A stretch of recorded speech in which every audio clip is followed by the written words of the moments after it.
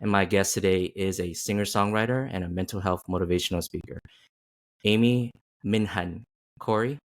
Welcome to the show, and thanks for having this conversation with me. Thank you for having me. I'm so excited. I'm just honored, truly.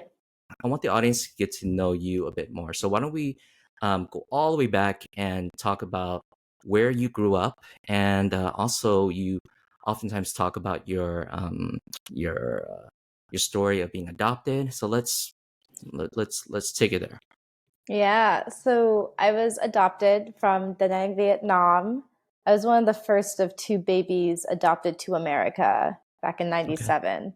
And there was like this whole like little party that the village did and stuff like that. So I was adopted at 6 months. And I was a very sick baby. I had RVS and I was genuinely saved and very lucky to have been able to be adopted to my adoptive parents. And from there, they lived in Ohio at the time. And so I grew up a little bit in Cleveland, Ohio.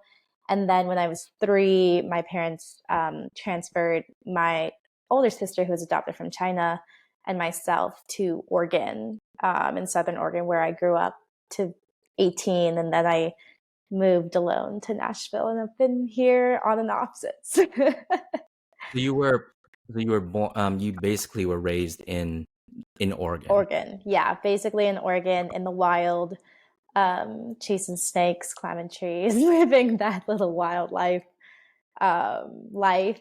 And you could not take that like Vietnamese love of the earth out of me. I kind of just transitioned it into Oregon and had a little bit more space to do that. And I'm very, very grateful for that whole adoption aspect and kind of recognizing the privilege and opportunities that I have because of it. Especially past 2 years, I actually found my birth mom and my brother and kind of learned a lot about that and figured out that, as much pressure and expectation there is, it very much fires me to continuously do what I love to do, which was one of the reasons why I decided to go back into music and finish that fulfillment within that world. So a lot of it comes back to my adoption and kind of recognizing and really digging deep in my roots of being Vietnamese, but also kind of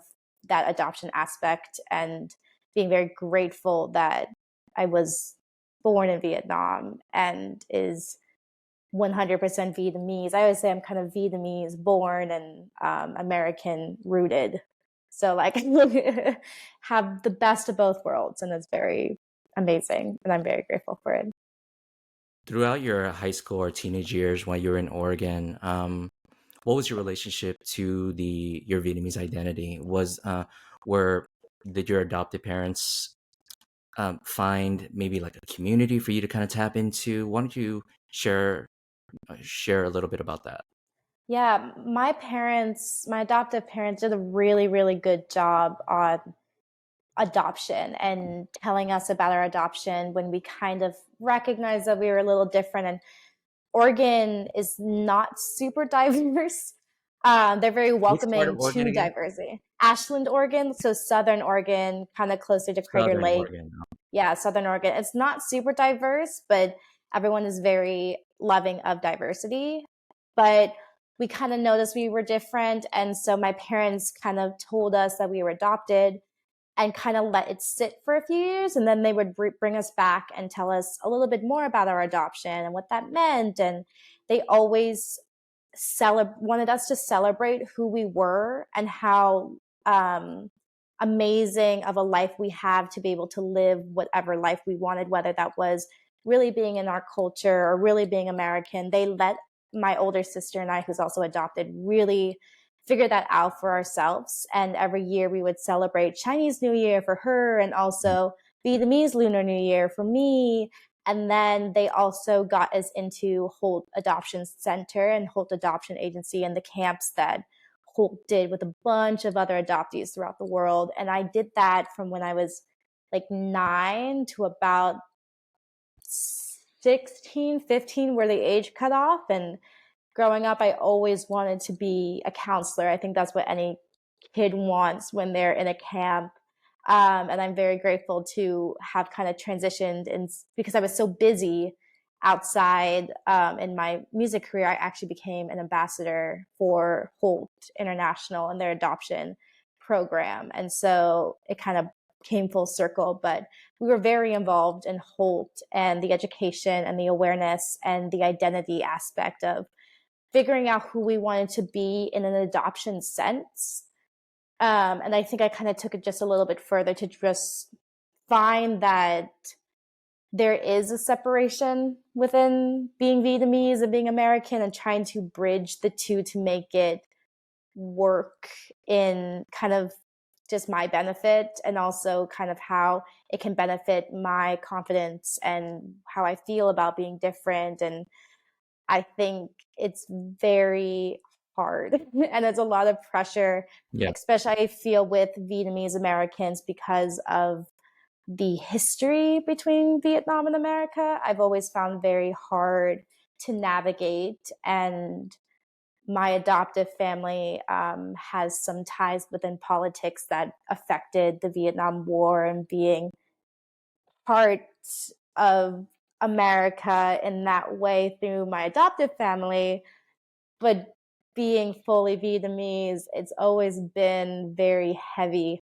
to be able to navigate. And I think just more in the past year or so, I've been able to kind of take everything I've learned from my parents, my adoptive parents, my birth parents, and everything to kind of figure out, like we talked about, the identity aspect of where I lie in both places and what I can do as the one person that I have both sides of. So I actually wanted to. That was my next question. Was your adopted parents? What did you ever ask them? What was the motivation, or what led them to go through the adoption process, and especially adopting a Vietnamese girl? Well, they couldn't have kids, and they adopted my older sister from China. Okay. And I guess I was just very adorable. No, I don't know. They wanted a Vietnamese. They had an opportunity, I think, to adopt from Vietnam, and my adoptive mom and I, if you want to get like super into it, have kind of like Hmm. reincarnated together for many lifetimes. And she found me because we actually, my adoptive mom and I have the same birthday. So when she saw this baby with the same Wow. birthday as her, yeah, that was kind of the final hit on adoption. So I'm very grateful for that. And my parents actually, my adoptive mom, who passed away in 2014, kind of told me more of the story when she was passing away, about how um, some of the paperwork got wrong in Vietnam. And since this was the first like big adoption within Da Nang, my adoptive father actually had to go to Hue and go to court to fix that paperwork because they wouldn't adopt me to them, and they had to stay like 2 extra weeks, and my mom would not leave the orphanage, and they fought really, really hard for me, which like obviously That's makes me beautiful. very emotional. Yeah, it's very sweet. And then obviously, I did not stop crying for the 17-hour flight back to the United States just to thank them and be like, well, this is what you got. So it was a really crazy story. And it's amazing because they actually filmed it. They didn't film the crying and the tears and the court and everything, but I have an adoption film of um, their trip to Vietnam and adopting me. So that's very special to me. Okay. So I was really intentional when I introduced you to also include your Vietnamese name, Minh Hanh. Um, I know what you were when I Google search you prior, it was always Amy Corey.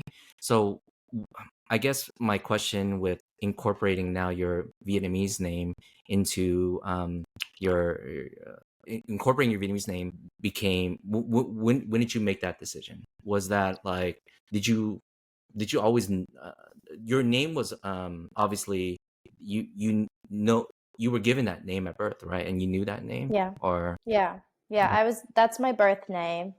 And my parents were so sweet to put it as my middle name when I was okay, adopted. Um, and I always wanted to go by it. I had a lot of resistance putting it in my earlier career within the country scene on being one of the only Asian yeah, singers at the time. I had a lot of resistance because it kind of, from what I was told, made things a little more complicated and could cause issues, which I think I was so young, I believed. And then when I got more control over my career in the last year or so that I was in the industry and kind of was really proud. And I think there was so much hate and racism and discrimination. The more of that I got, the more confident and proud I became of my got it. Vietnamese heritage and culture. And my friends in Vietnam and going to Vietnam and gaining that power of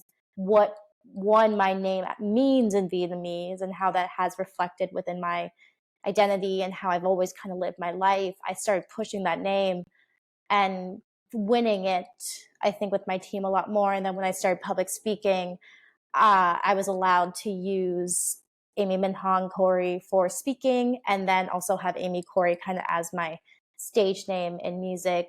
And I kind of still keep both. Amy Corey is still kind of my singer's name. I thought about changing it, but as of right now, I'm kind of just allowing people to make up their own minds on what they want. But in all, Amy Corey, Amy Minh Hanh Corey, Amy Minh Hanh, it's all me. So Hmm. however anyone wants to call it, and uh, mostly my Vietnamese friends and family call me Minh Hanh, obviously. Now you So you mentioned yeah.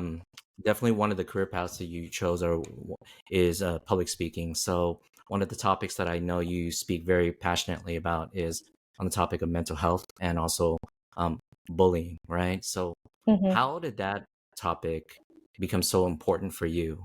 When I was a child, growing up from 8 to 18, I was at war with my mental health. And the very interesting about my battle was it was during a time where I was growing up, just as any child grows into a teenager to an adult. So as my brain and mind was developing, I was going through all these really, really hard things that gave me an entirely new perspective of life. And bullying was something that I went through, especially I was in the time of when cyberbullying was really, really new and really big and was kind of I the see. choice for bullying. And I think that really kind of pushed me to the self-harm and the eating disorders and the suicide. A lot of things, it wasn't just the bullying, a lot of things pushed me towards a direction that was kind of the tipping point. I And see. I think it was my first, I mean, looking back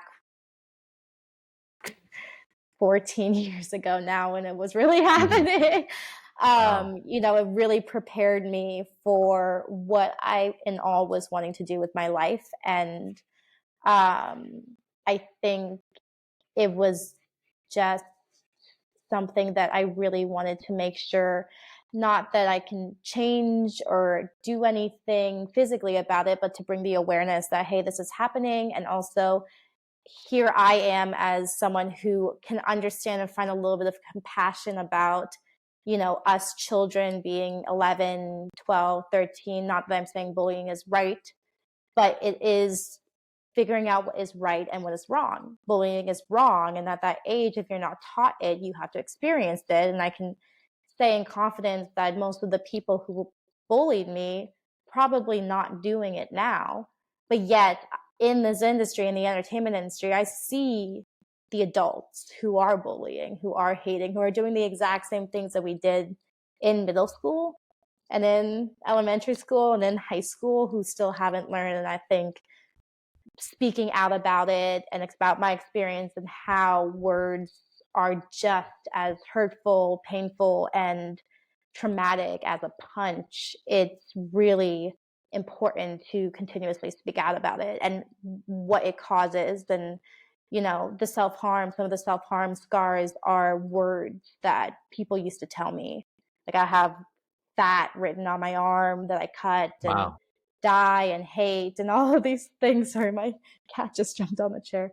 And all of those things to remind me that what I say matters, and what I say can be taken into someone's heart and soul and mind and influence to lead them to take action on themselves, onto others. And so everything I've learned growing up through these experiences and through still seeing these experiences really puts me in a place to know that something needs, or someone needs to continuously tell their story. I don't think it's about speaking out on it, because everyone's going to figure out and choose what they want for their lives, but just to bring the awareness and to keep people conscious that this is happening, and to ask them the question on if they're going to choose to do this for their lives or not. So someone going through, I have two questions here. Okay. Do you feel in 2023 bullying has gotten worse, or has it gotten better because of the internet? I want to say that it's it needs to hit, it doesn't need to, but it's hitting its rock bottom. I think for it Okay. to Okay. get better, in a way, kind of how it universally works, it kind of, we need to see the worst of the worst. And I think personally, over the past few years, it has gotten to that rock bottom point. But hopefully, once we hit that rock bottom point, it will go up in a sense of healing and awareness and consciousness. And so I think because of the internet, we are seeing that it's really bad. I would say, in my opinion, I do feel cyberbullying has gotten worse, especially with the rise of platforms like TikTok, where people are putting themselves out there more, and people get uh, pretty nasty on the comment section. And I see more times than not, I see people deactivating their accounts or saying I'm taking a break from social media because of it. um yeah, so I growing up, for me, bullying was just, it, it was in person. It was Yeah.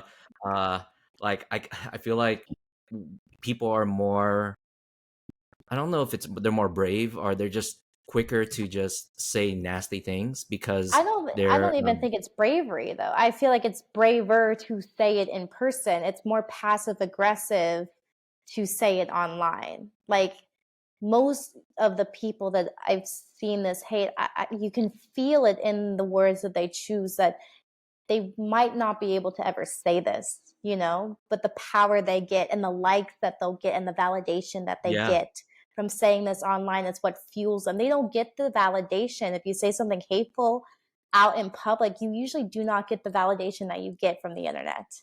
And that's what kind of feeds this negativity, which is really, really something that I want to shift on. Well, also, if someone's willing to get, or able to get that many likes with hate, can you imagine the likes that you can get from love and that type of validation, that you don't even need?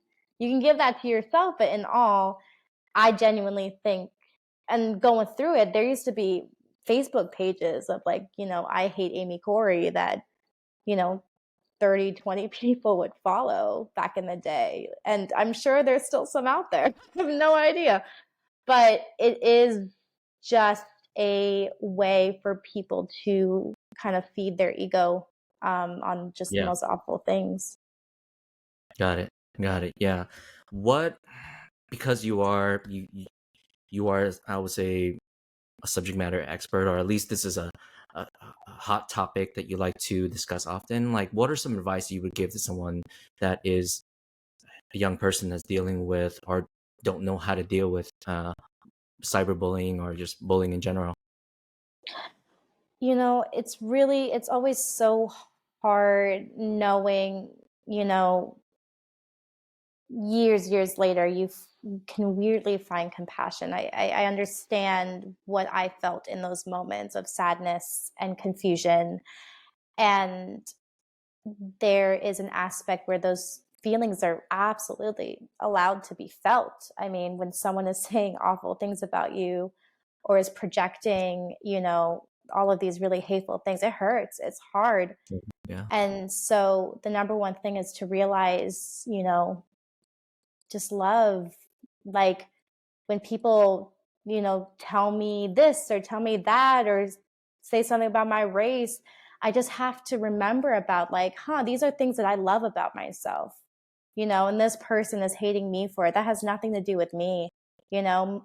And that's what I always try to tell these young people is hurt people, Yeah. and a kind of a Vietnamese way of, Tet Na Han saying, people who cause suffering, you're just victim number two because they're victimizing themselves first.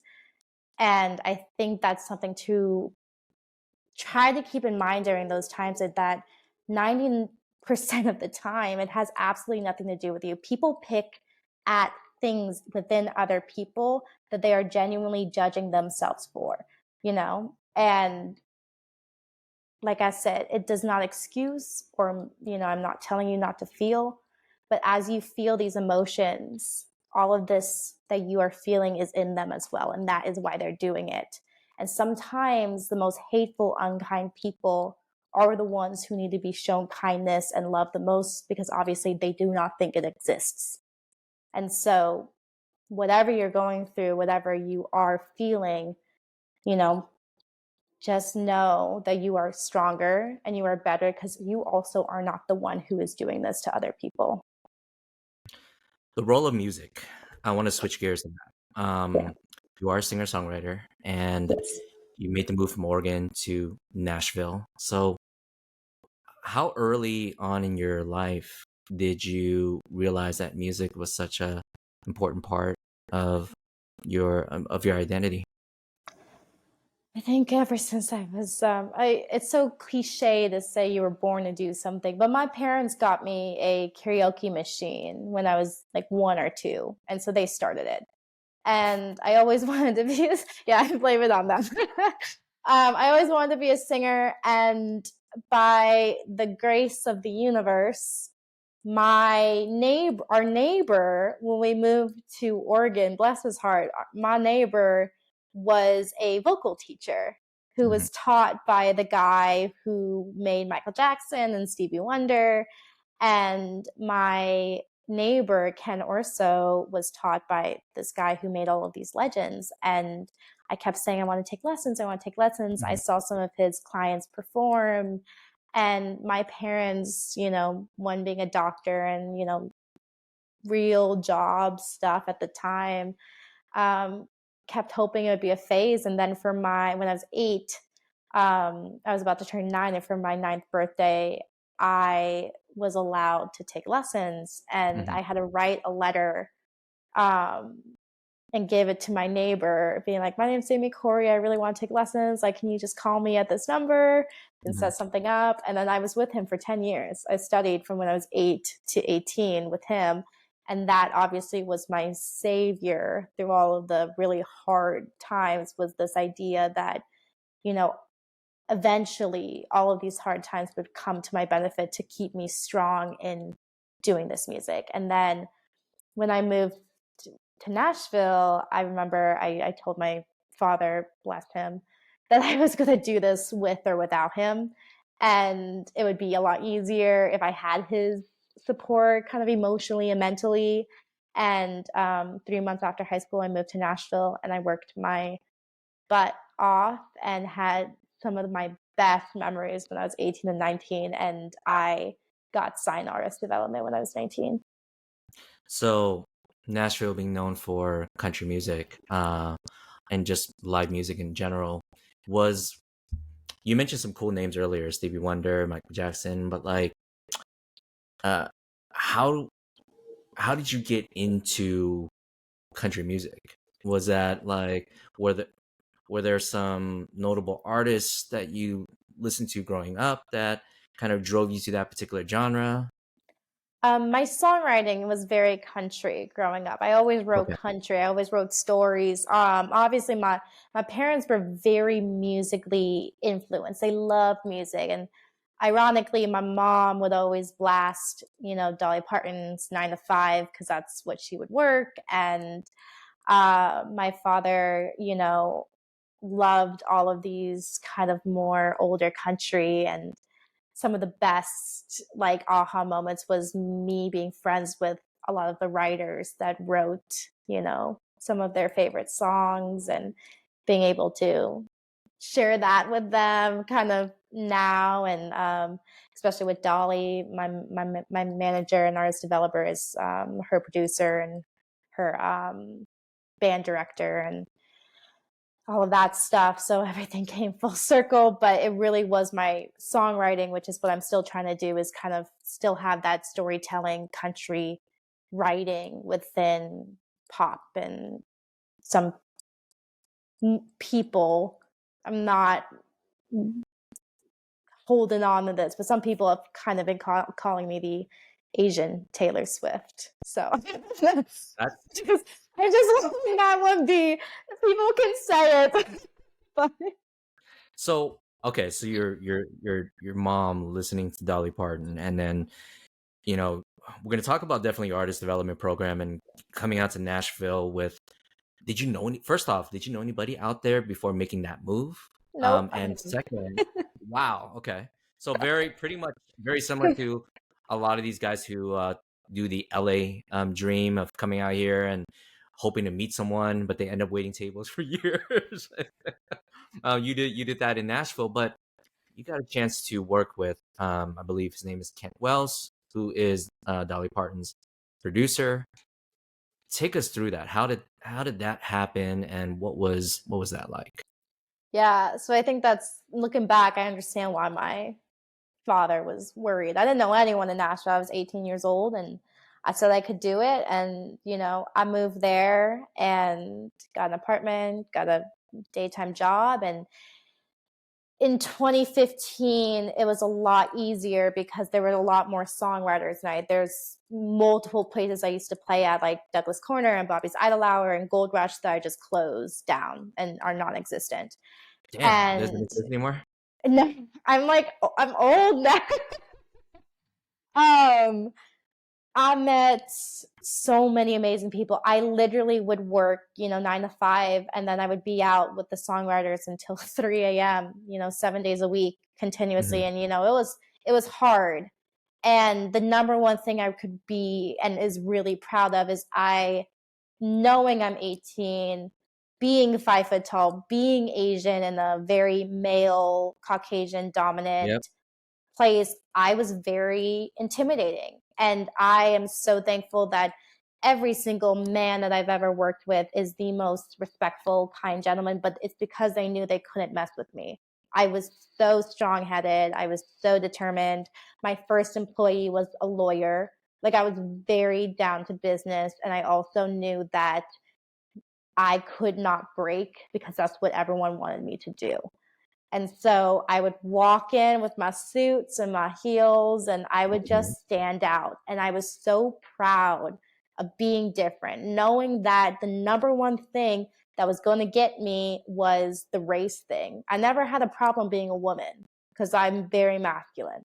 It was always the race thing. And I think it just really was good that that was that, because nothing makes me more proud than being Vietnamese and being the first at that time, and being a part of a movement and a part of a shift within color in the industry and everything. And I worked my butt off. I made friends who I'm still friends with now, almost a decade later, which is crazy to say. And then when I was 19, my lawyer and I had an opportunity to kind of start a war with a bunch of artist developers, and Kent fought the hardest. God bless him.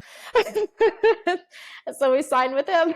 So I'm gonna bring back my first discovery of your music, Ghost Tour, that record. Love that one. um, I did too. I was so when I started my journey with VQ Media, my whole goal was to find um, all Vietnamese artists from all different genres and walks of life, right? And I would say I was quite surprised when I found you in the and specifically in the country genre because growing up in California, I would say most of the artists that I was able to find were more in the R&B, where it was in hip hop, was in various different other genres, but country. Um, so that immediately caught my attention. So take us through that particular record and what does that record mean to you today? Ghost Tour. Well, thank you for discovering me through it. I was very, very proud of that record. And I wrote it with Mark Carson and Bill DeLuigi, who are still great friends of mine. And I remember when we wrote it, we kind of knew we had something special. And it's one of those when you have something really special, you just don't show it. Mm-hmm. And Kent really did a really good job on the production. And I think we struggled a lot um, fitting my vocals, which obviously I grew up in Oregon. I didn't have as strong of an accent. I've lived here long enough now to where I have a little bit of a Southern accent, but at the time it was really hard to fit my vocals within the country world. And I see. because everything was so new and so like not wanted at the time, Ghost Tour was something that was really special because my voice really fit the song and it fit the story because it genuinely was my story. It was about me growing up in my hometown of Oregon and how I just didn't belong there anymore. And I remember when that song came out, and at the time, New Music Friday was very new on Spotify. Mhm. And I remember one day I looked and it shot, thousands of streams up. And my friends were congratulating me for making, New Music Friday. And I think that It's was a my big deal. first, New Music yeah, Friday to even today with the amount of products that come out, it's a big deal.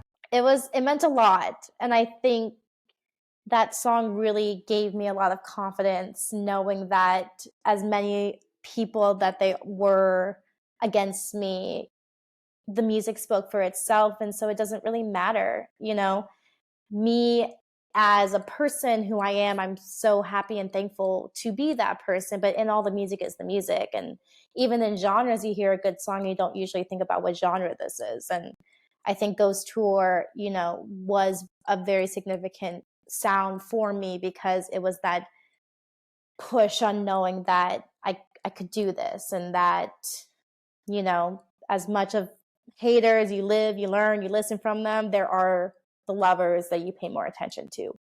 And Fro- so, yeah.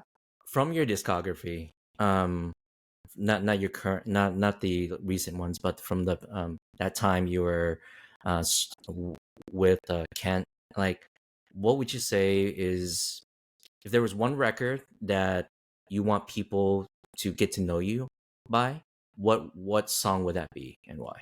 Probably all the stuff that they didn't let me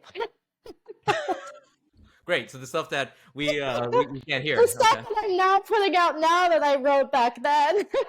But I mean, Ghost Tour was really, really special because it, I was just so focused on being different. And part of the thing that made me different at the time was the fact that I I didn't really date from like 18 to 21. I had no idea what true love was. And so I was writing all about life and Ghost Tour and everything, and that kind of stood out. And that's who I really actually wanted to be at that time, was someone who didn't ever write breakup songs, and Mhm. kind of the opposite of, Taylor and everything in country, and then obviously experienced love and things shifted. So I enjoyed that time of the innocence of it. But I think I just really wanted to show how complex I was within my music, and then for them to see just how confusing and complex I am as a person and have that match. So another important part of your chapter or in your life was when you really took it after the music side. You went on this public speaking journey, right? And I believe, I don't know if it was the highlight, or at least for me, it was a notable opportunity. But you were invited to do a TED Talk in Vietnam. So from music to public speaking, like take us, fill us in there, and what also led you to be invited to do a TED Talk. Yeah. Well, it just it just all happened. When I was signed, before I even put out music, my story was so big even at 18 because I've gone through everything, pretty much everything you can imagine, like before 25. And so they actually signed me with PR and a PR company, and they pushed me to just tell my story through speaking. Without any music, I got endorsed by MAC Cosmetics and Bombay Hair and, Whoa, jewelry companies before I ever put awesome. out any music. Yeah. And so they opened that speaking, and I value communication like no other. And I Mhm. love finding creative ways to communicate, and speaking I have no problem doing. And people usually just have to tell me when to stop talking. Like, I can speak and talk all day. And so when I was very much needing to step back from music due to a bunch of different things, I really wanted to take time to pursue speaking and kind of grow some credentials and passion within that. And at the time, I was speaking in schools and also singing. So I do singing and speaking kind of in one when I do schools. And I was more excited to speak than I was to sing at that time. And granted, I was very exhausted from the music industry at that time, so I really wanted to do speaking anyway. And I just honed into speaking, did, a bunch of amazing podcasts and platforms, and really got noted for my speaking, especially with the credentials I had from my music, and kind of pushed that out into schools and corporations and ambassadorships. And then when I went to Vietnam and for a music tour in 2019, I was able to sign with an ambassadorship with Ho Chi Minh City Peace and Development Foundation. And I was and am the only Vietnamese American on that roster. There's only four of us, and got connected Wow. with them and did a lot of work with them. And they've been so great and kind and compassionate for me, for speaking. And I share a lot of values with them as well in their promotion of peace and this new generation of Vietnam and where that's going. And to be a part of that is amazing. And they were the ones who offered me this TED Talk because I was supposed to go back to Vietnam in 2020, and I went to London, which was the transit, and ended up just staying in London. And so I felt really bad, and I reached out to Madam Nin, who is the president and was the president at that time. She was also the former ambassador for Vietnam to the EU. So she has a lot of amazing credentials and is just an amazing, powerful woman.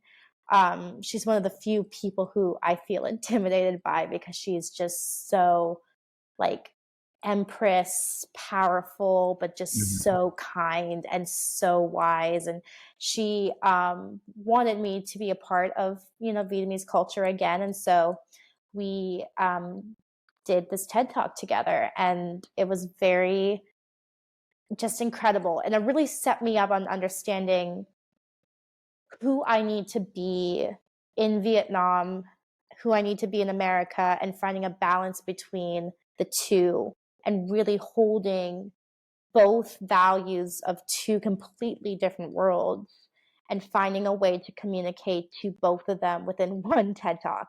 And so my coordinator was a very amazing young woman named An, who's from Hanoi. And then Madam Nin was also there.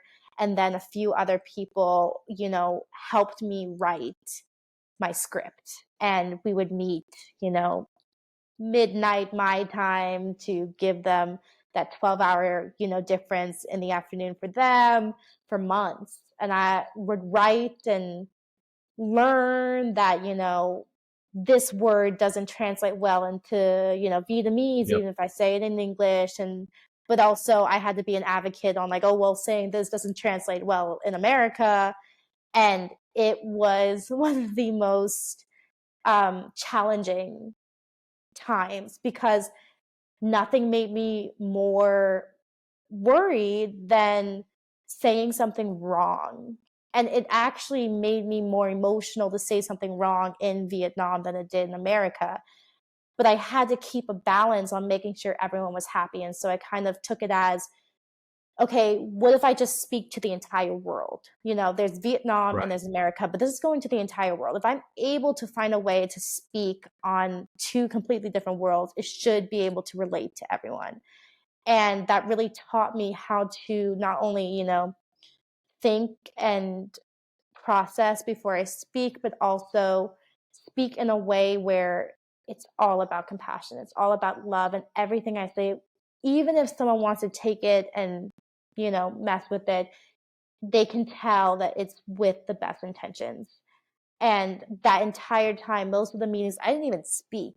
I had no like pride. I had no ego. I was just there to learn. And at the time, my boyfriend at the time was like very supportive on that American side. I had someone in the house with me who I would read over and, ask questions to that American side. And I had my friends in Vietnam who got the Vietnamese side because I was completely unaware. I was just processing and getting all this information. And I truly didn't know which was right or which was wrong because I was so open to just knowing that there are a lot of connections. There are a lot of values that both countries share. Here I am, the person trying to connect what those values are and communicate that to the world. And so, one of the most amazing experiences. I'm so grateful. We filmed it in the backyard of my boyfriend at the time and I's house. And we got the big TEDx Mhm. letters and everything. And it was just a really amazing experience. I'm very grateful. And there's not many people who get invited to do TEDx. So I'm very lucky. So, if you can give a quick snippet of the primary topic and like, because I'm definitely going to point people in a direction of where to see it, you Yeah. know, because it is online. It is, as you said, it's available to on YouTube, correct? Yeah. YouTube on TEDx's channel.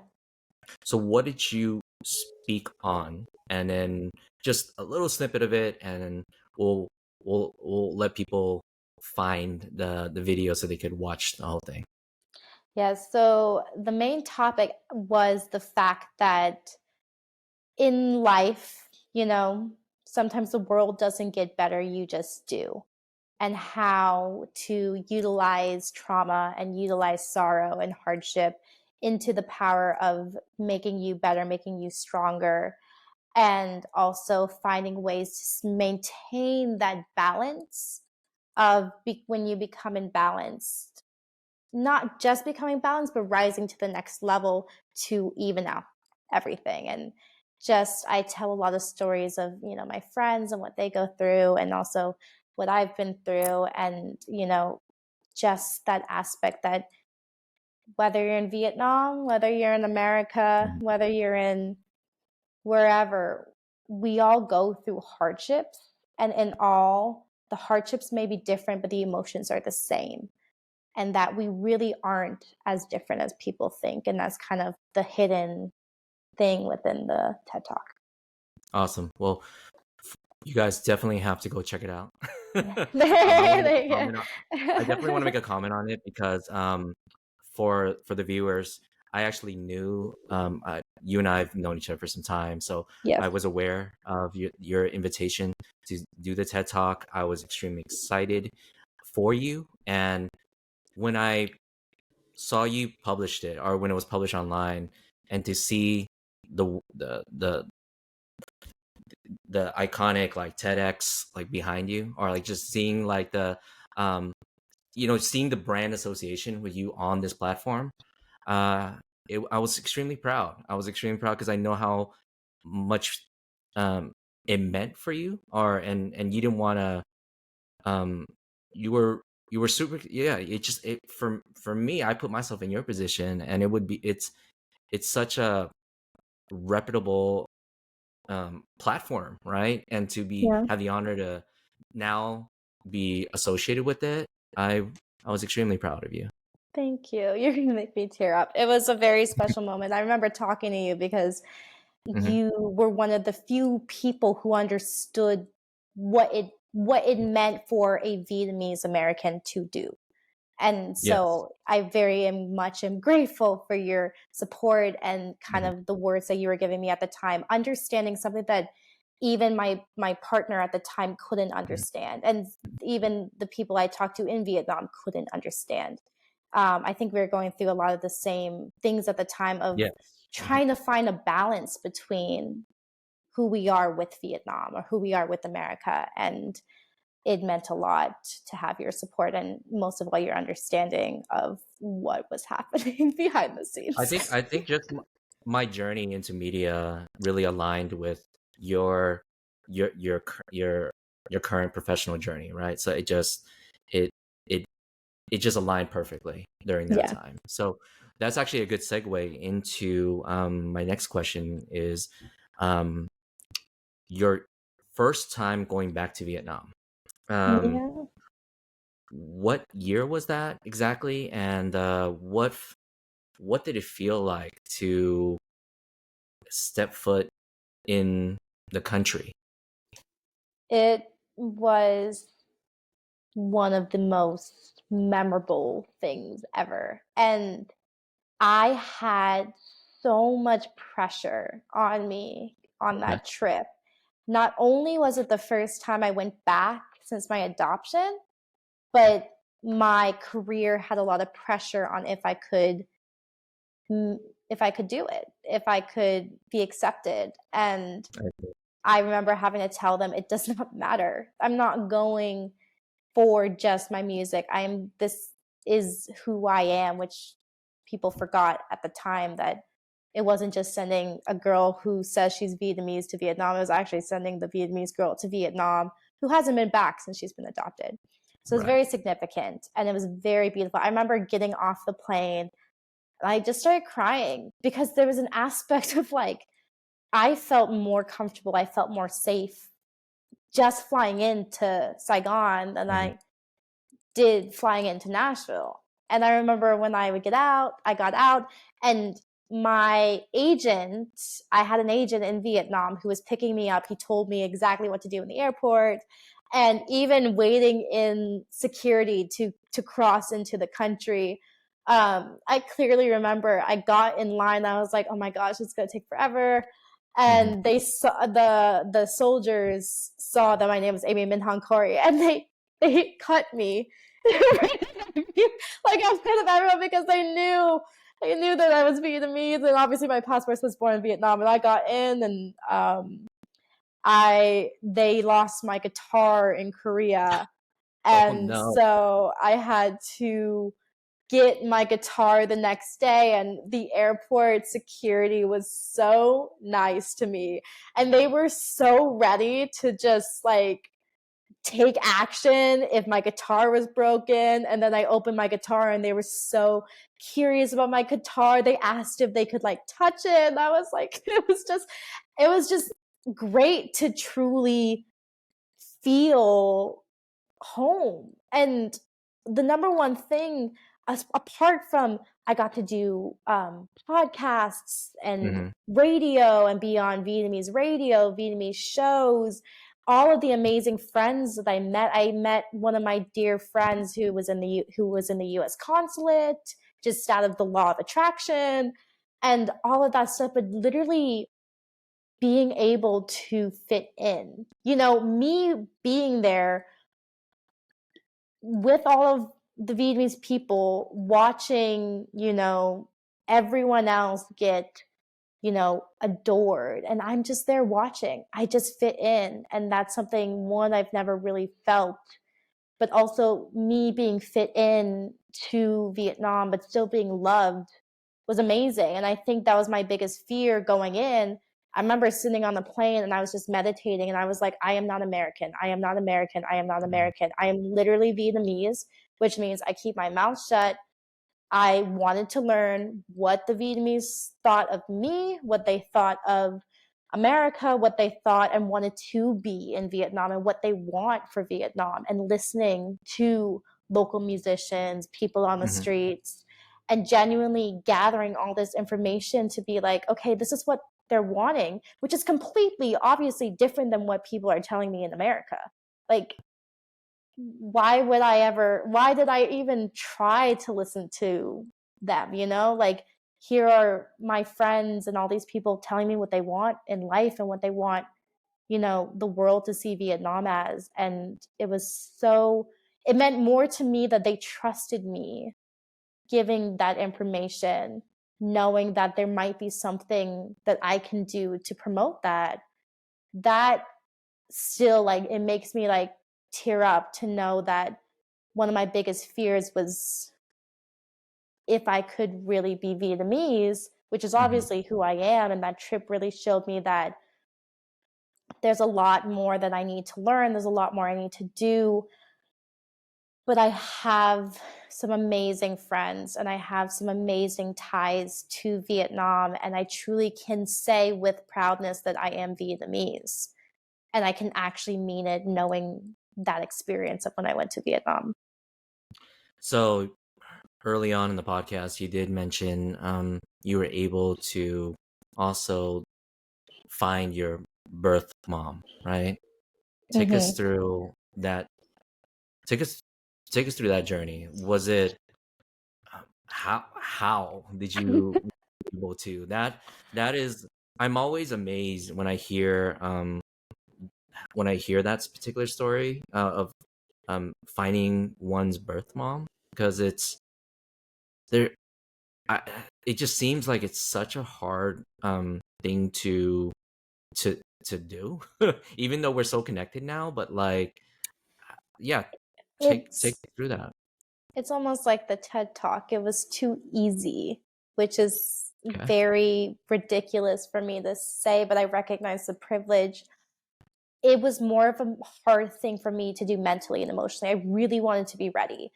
Post Okay. COVID, I got really scared, knowing how bad COVID was in Vietnam. I would rather Yeah. find my birth mom now, figure everything out, than never have that chance because of a pandemic. And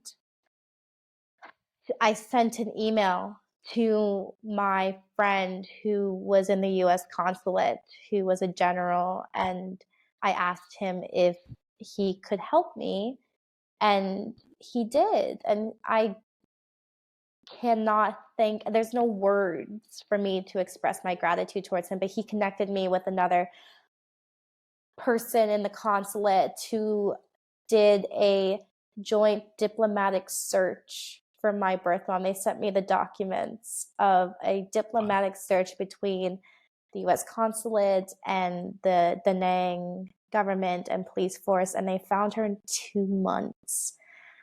And Wow. I Wow. I Okay. I remember it was it was Thanksgiving of 2020. Boyfriend at the time and I were in Denver, Colorado. I got an email. We were playing Monopoly. I got an email from my friend in the consulate telling me they found my mom and my brother. And I remember my partner and I were staying in this nook at his dad's apartment. So there's no door. But we like went in our little nook and I had him read the email and I was just like crying and just did not, he was crying, I was crying. It was like a really beautiful moment, but it was just like, holy shit, we did it. Like, I did it and they did it. Like, it was so fast because I do know the process of adoption because I've seen so Yes. many of my friends do it. And like I said, what a privilege and a blessing that it was as easy as emailing some amazing, Wow. kind-hearted people, and they found my birth mom and my brother in two. So, wow. Okay. It's It's kind of, unbelievable. yeah, I'm kind of taking that in, but I think also I think the universe probably blessed you because of all uh, the charitable work and the work you did choose to do in order to get to, I mean, to help so many people, right? With your words and such. So I think, did you get a chance to go see her, or did you go meet your brother? I have not met them yet. I've spoken to them. Things have been really hard. I think that's why Okay. finding them was so easy. And I think I really had to, it really started a whole new journey of self Right. worth and self discovery for myself, and kind of shifted an entire new journey within mental health, because my worst fear when finding my birth mom was not wanting to have a sibling, because that meant I was chosen to be adopted and my brother was not. And that was really, and still is really hard to for it really kind of made me realize where my self-worth issues rooted Right. from, was Right. having someone choose my worth for me since birth. Hmm. And so that's been really hard. My mom is still homeless. They My friend tried to visit them and it did not go very well because they don't know where they are, and there was no way I was going to have them pick up my friend and take them to a village unknowing. And my brother, it's just a different world that they grew up in, and no matter Right. what has happened personally between us, in all, I hold no anger towards them, because, I want to say I'm a great, good, kind hearted person, but I understand why, there is resentment, and I understand why it is hard. And my mom, she can't even really write or read. So there's always someone texting me through her. And so I genuinely don't know what's her, what's not. And I did FaceTime her once with a really good friend of mine, who speaks Central Vietnamese, because her Hmm. Vietnamese accent is very poor, Very central. uh, very My Central. fam my yeah, my family's is from the central as well. So whenever uh I've attempted to have conversations with them, it's quite different. It's challenging. Yeah, and I thought I was pretty good at Vietnamese, and I thought I was pretty good at saying "mom," but she didn't understand me. And when I introduced my partner at the time, we were saying Tommy, Tommy, Tommy, and she was like, she thought that I was dating someone named like a bowl of ramen, like a bowl of noodles, because Tommy in Homemade, what homemade, yeah. yeah, it was Mhm. it's like Noodle. no, yeah, it was really funny. But I did get to talk to her, and it was just, super emotional. I have it on camera somewhere. I haven't rewatched it, but it's been a journey since. And so I would love to meet them in person. I think there'll need to be a lot of security, and a very kind of secure meeting point that's very mutual, very safe, because of the journey that we've been on. And I do very much think that it can improve. It's just something that can't be improved over WhatsApp or Skype. It has to be an in-person thing that I've been really preparing myself for. But in all, I got exactly what I wished for. I wanted to find my birth mom. I wanted to know the answers. I know my history, what led her to the adoption, and also, have a sibling and have two nephews from that journey. And even if, you know, I'm not close or, responsible for any of them, I'm grateful that I am an adoptee who can proudly know both worlds and families. Well, I'm definitely be waiting for that next chapter. Yeah, me too. Uh, but we just got a few more minutes left. I definitely do want to talk about your journey back to music, because I know you Yeah. did take quite a bit of break. And you were back with a new single, If Yeah, I Could. So if take I us through, could. yeah, take us through that whole decision to come back to music. I know it never left you, but to intentionally put out a product. And what is the song about? It was a really hard time. My partner, bless him, he and I split, but he was in it when I was really figuring out if I wanted to go back into music. And there was a lot of trauma that I really had to heal from my early days. And one of the traumas was being put in a very dangerous situation that threatened my life, and having to overcome that and overcome the fear of knowing how me being different, me being Vietnamese, me being this and that causes safety issues that has nothing to do with music. Just me being me is very hard and a big responsibility. And so I really had to overcome that fear on not being afraid of myself, first and foremost, but also being able to trust myself and being able to find a team that is able to put up those precautions so Mhm. my life being endangered never happens again. Or, whatever is meant to happen is meant to happen. But it was really hard. And I think I also really feared the person who I actually wrote If I Could about, because he is in the music industry. I see. And not I have nothing bad to ever say about him. He's one of the most amazing humans and most impactful person in my life. And the fear I had was the fear of just how much I loved him and how much I still care for him, and knowing his power and being intimidated by that power is what also held me back. But getting all over that, and most of all, getting over myself and my ego, I wanted to start with a song that, one, I very much believed in at the time. I wrote it with an amazing girl named Lexi Lauren, who I actually met the night that I met the person that I wrote this song about. So there's all of that. And we wrote this song. We knew we had something special. I left music, and then a few months later, she left music too. So it was just sitting there.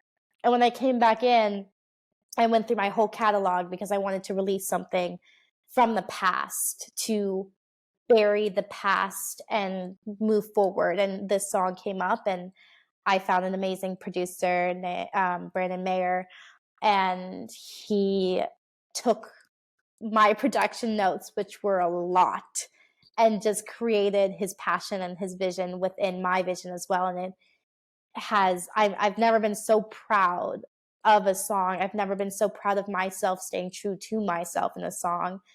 And it was a country song. That's the thing that I love about it. It was written as a country song, and we were able to turn it into this pop soul story. It's not even a song to me. It's truly a story of, battling your heart and your mind, and obviously time stamped to the person I wrote it about, but obviously releasing it, 6 months after my breakup, it has an entirely different meaning to me.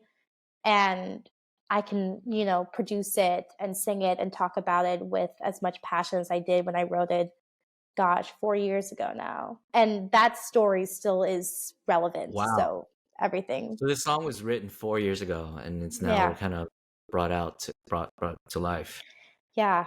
And that story 4 years ago is still very relevant in my life today.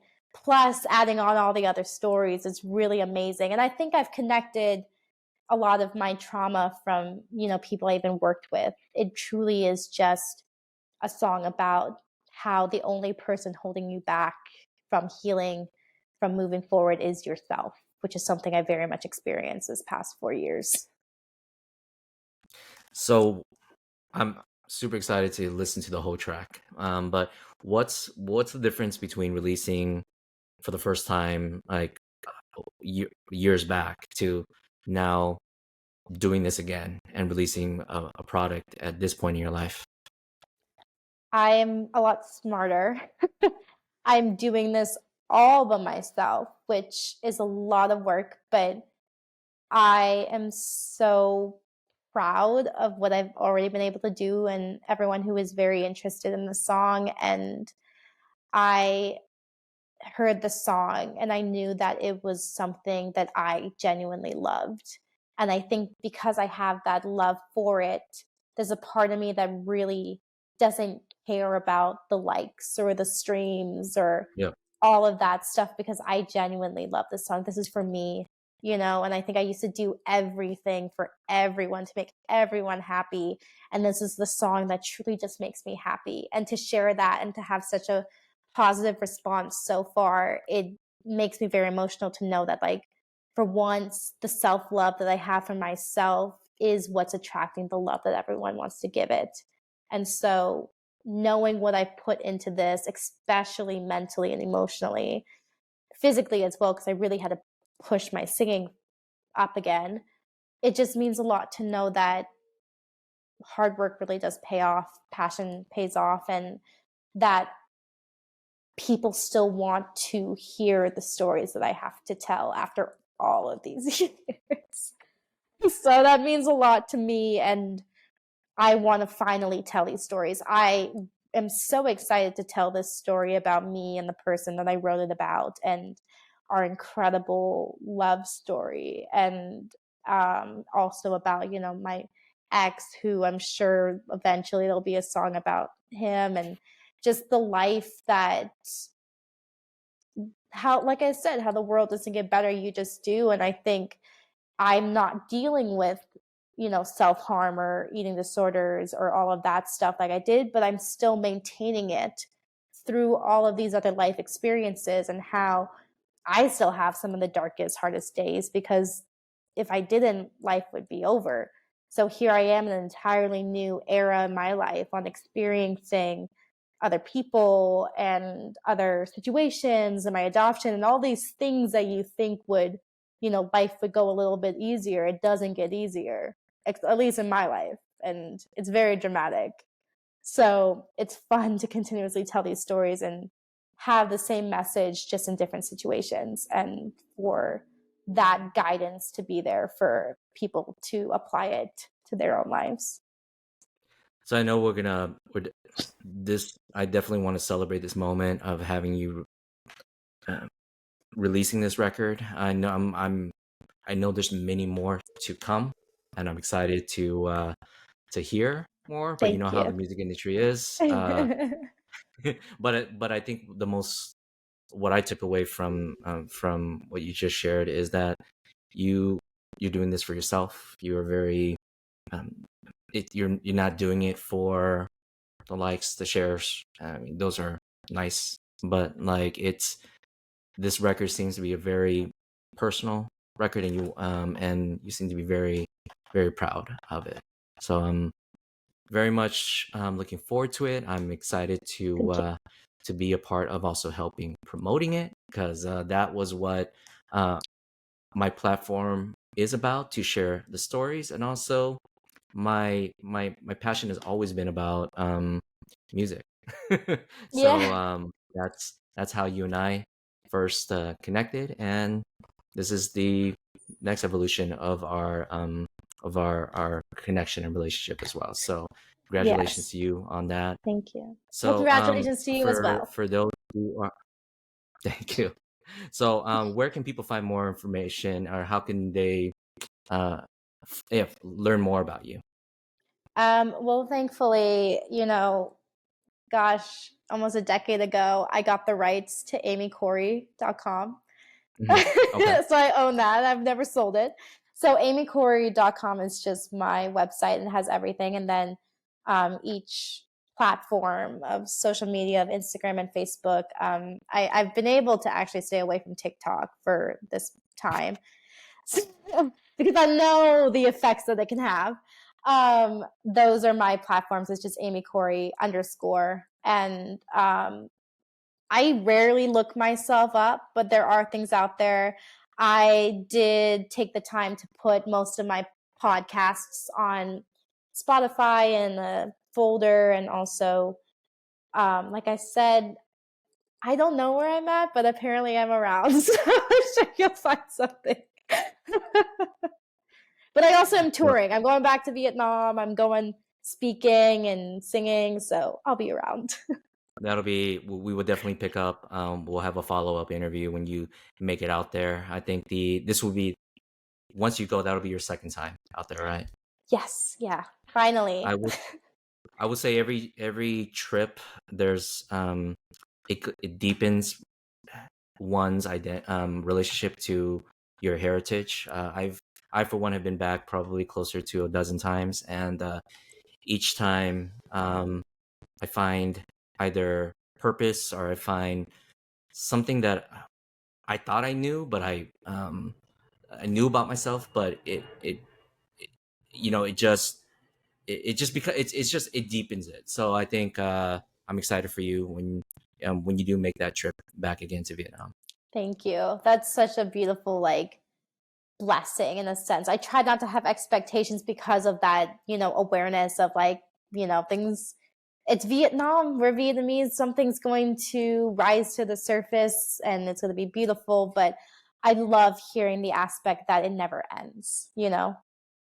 I encourage you though to when you do go before going back, try to consume a lot of content like from there so you can the because language. So my latest journey, and I'll end on this. My latest journey is I'm trying to be a better speaker, and in order to Same. be a better speaker, the you gotta, just like English, you gotta consume the content so that these words become something that you could start repeating, right? And not not all the words are gonna stick, but your ear has to get trained to the language. So there's a that's the beauty of the internet. There are a lot of content out there within the entertainment sector, different programs similar to what we have here in America because all of it has been licensed. Yeah. Um, so start with some of the variety programs or the entertainment programs. Like I just finished working on Vietnam Idol here in on that program, and it was definitely fun. And hearing, although a lot of the commentary was done in English on this side of the leg because I was on the U.S. audition side, Yeah. but needs to say, I was still like when I'm watching the program in for the Vietnam edition, uh, picking up how the judges talk and things like that, and it's helpful. So Yeah. yeah, I I encourage love you that. to yeah. I appreciate it because that is something that I'm very much working on too. I will say I was able to, I don't understand. I'm really technically not Vietnamese for this reason, but I'm deathly allergic to squid. And so, and so yesterday I ordered from a Vietnamese restaurant and I did speak in Vietnamese, asking Hmm. them if there was squid in the fish sauce because he didn't Got it. understand when I said squid. So I got mook very well in Vietnamese. So language, I'm with you. And I appreciate the advice that I will definitely take because it is a Mhm. tricky, tricky language. And I think the one cool thing about Vietnam too is, and I'm pretty sure you know this, most of the young generation, they actually speak English quite well, Very especially well. in yes, and that actually motivated me more because I'm like, wow, you guys are doing such a great job learning English as a second or third language. I need I need to put in that same level of effort to learn Vietnamese. Um, so that was my one of my motivations is to be able to we can still speak very Vietlish, but at the same time I want to put in that same level of effort as well. Yeah, I agree. That's something that hit me too. Is a lot of my friends they speak English, but they speak Vietnamese to each other just because it's easier. Which obviously I understand. I'm not expecting anyone to ever speak it, but it's also like that same thing about okay, they got it down. I They really got need to it. step it up. Hmm. They are So my inspiration. thank you so much for your time. This was actually, I know for sure, Thank you. we can go a lot longer, but we'll leave it there, and we're gonna continue this conversation in the next iteration. And I'm pretty sure we have a ton of things to talk about